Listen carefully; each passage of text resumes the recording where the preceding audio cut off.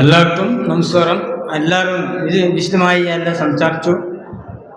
ഞാൻ രണ്ടൂറ് വാക്ക് സംസാരിച്ച് നിർത്തിക്കൊള്ളാം.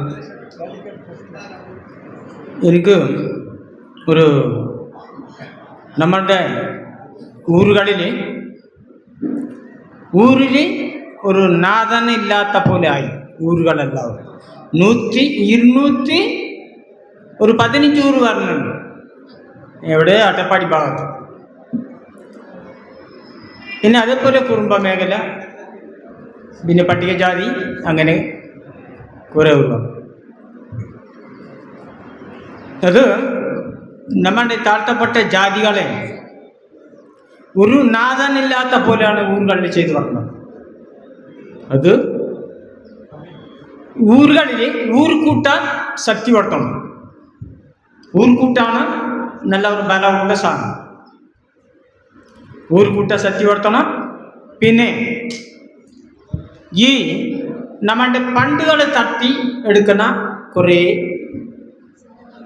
നേതാക്കന്മാരുണ്ട്. അവർ ഒന്ന് തമ്പ് സംഘടന, ഒന്ന് ആദിയല്ല ആസോ എന്ന് സംഘടന. അവർ പണ്ടുകളെ ഗവൺമെൻറ്റിൽ നിന്ന് വാങ്ങിച്ചിട്ട് ആദിവാസികൾക്ക് തരുന്നത് എന്താണെന്ന് പറഞ്ഞാൽ, ഒരു കുടുംബത്തിന് 5 തൈ 4 തൈ തെങ്ങും തൈകളും, ഇന്നൊന്ന് ഒരു പാക്കിനകത്ത് അടക്കനകത്ത് അതൊരു 5-10 കൊടുക്കും. അത് അതാത് പഞ്ചായത്തിലുള്ള ആൾക്കാർക്ക് മാത്രമേ കൊടുക്കും.